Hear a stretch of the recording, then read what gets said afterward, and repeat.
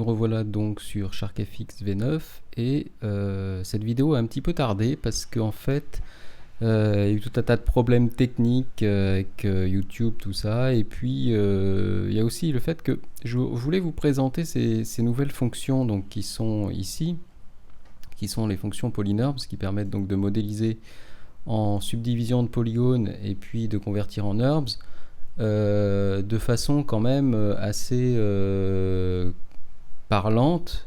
Et il se trouve que l'éditeur, il a fait, avec ça, il a fait une tasse, il a fait une cuillère, il a fait des choses comme ça. Et je me voyais mal vous dire, voilà, vous avez un super logiciel avec une mise à jour et tout ça, qui fait des tasses et des cuillères. Voilà, même si on peut faire des choses organiques. Vous voyez, par exemple, le modèle que j'ai ici est complètement tordu dans tous les sens. Voilà. Donc je me suis dit il faudrait quelque chose de plus mordant, et donc je me suis un petit peu réuni avec mon équipe et puis j'ai dit bon ben voilà, qu'est-ce qu'on peut faire, etc. Et Henri a eu l'idée de faire effectivement quelque chose de beaucoup plus mordant, beaucoup plus agressif, beaucoup plus parlant, enfin parlant je sais pas, et donc ça a donné je vais quand même l'enregistrer parce que quand même je suis fier de mon travail. Voilà, ça a donné ça. Voilà, donc là bon, effectivement on est dans Shark, donc ça tombait sous le sens de faire ce genre de choses. Alors donc vous voyez que ça c'est effectivement un solide, un petit peu de la même façon que vous auriez pu faire un solide habituellement avec les fonctions solide ou surfacique de Shark. Si on veut maintenant lui faire un petit trou, ça serait peut-être le réduire. Oh, j'ai mis mon interface en pouces. J'aurais dû la laisser en millimètres. Voilà, si on veut faire un petit ajustement, avec ce cercle, je coupe cet aileron. Et bien là, je lui ai mis une bague pour fixer un GPS pour suivre ses déplacements dans l'océan. Et donc voilà, les pouces me jouent des tours. Voilà une chose qui était strictement impossible à faire, des formes qui étaient strictement impossibles à faire dans les versions précédentes. Alors bon, là bien sûr, il faudrait peut-être le passer en super fine. Voilà.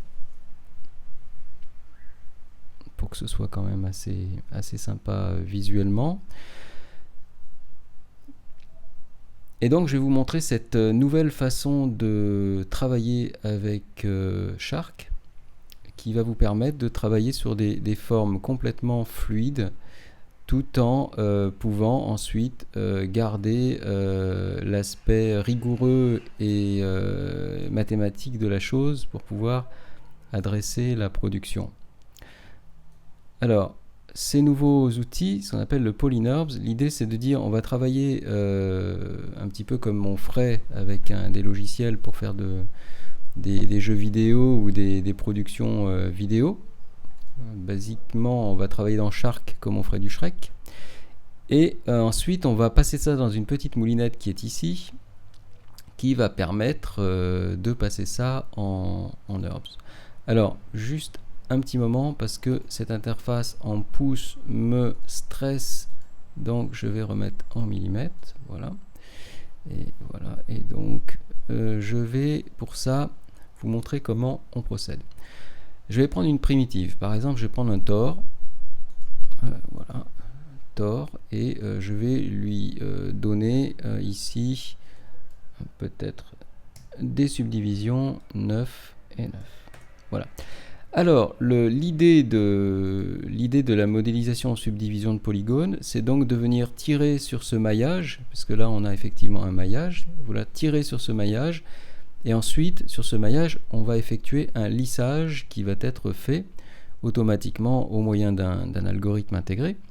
Et ce lissage va donner en quelque sorte la forme finale. Et donc on va osciller entre la forme en basse résolution, qui est celle-là, qui est en subdivision 0, et la forme qui sera subdivisée, et donc qui sera la forme finale. Donc si je vois, je subdivise, là je monte au niveau 2, là je monte au niveau 3, donc on va tendre vers ce tore.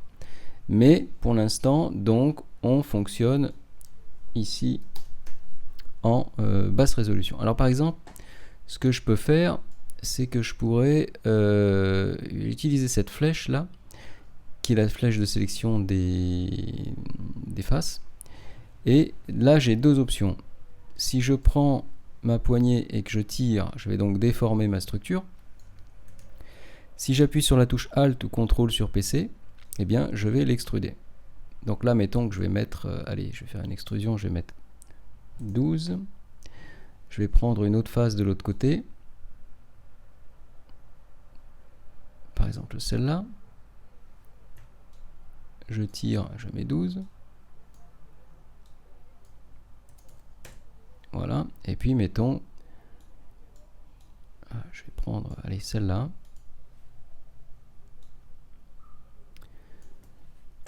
Alt, je tire et je mets 12. Alors, on va pouvoir jouer aussi sur les échelles. Par exemple, si je prends cette face et que je bouge la poignée, je vais pouvoir réduire son échelle. Je vais mettre, mettons, échelle 0,6. Voilà. Pareil ici.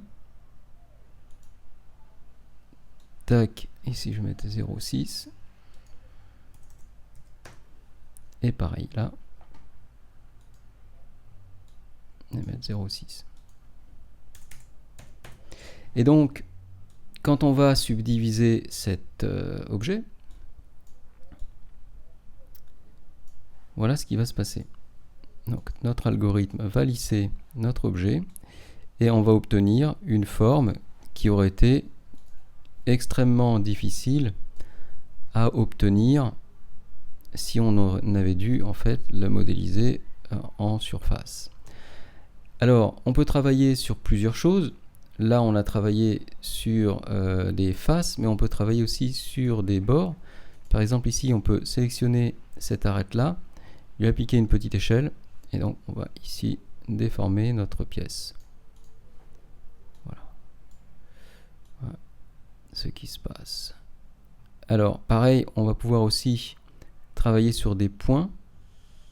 C'est-à-dire qu'effectivement, si on sélectionne, bon, je vais vous le faire ici, mais je l'annulerai après. Si on sélectionne ce point, on va pouvoir le tirer, et si on le tire, bon, bah, ça va morpher notre structure. D'accord ? Tirer, on va morpher notre structure.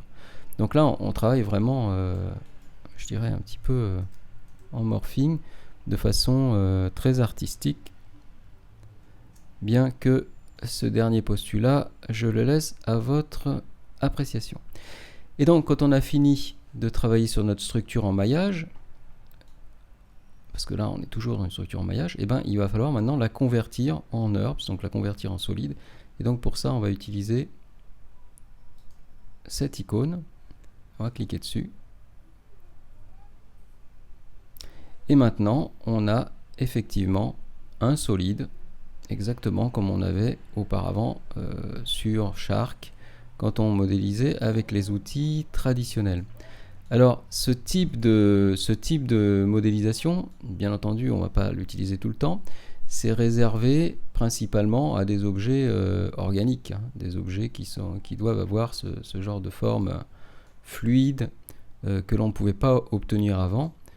Et une fois que l'objet est transformé, il se travaille exactement comme avant. Hein. C'est-à-dire que là, si je veux, ce que je peux faire, c'est que je peux prendre un cercle ici. Ouais, je vais le prendre plus petit. Voilà. Je vais le mettre par là. Si je vais faire par exemple une extrusion, voilà, je vais faire une extrusion sur une longueur, on va dire 20.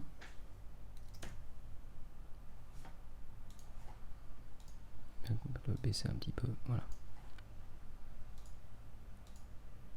Et puis je vais faire une duplication polaire par exemple, je vais mettre un 0 ici, nombre, je vais en mettre 5, 360 degrés, voilà.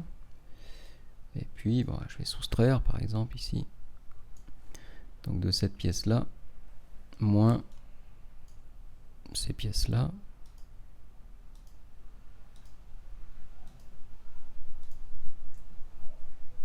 Voilà. Et là donc on travaille exactement comme d'habitude. On va mettre des congés. Voilà, mettons un congé. On va essayer de passer 1 mm. Voilà. Donc pareil là.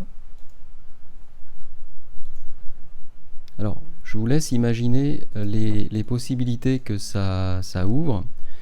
Je pense que cette fois, effectivement, bien sûr, ça reste encore un outil qui va prendre de la puissance, mais on est passé quand même à la vitesse supérieure.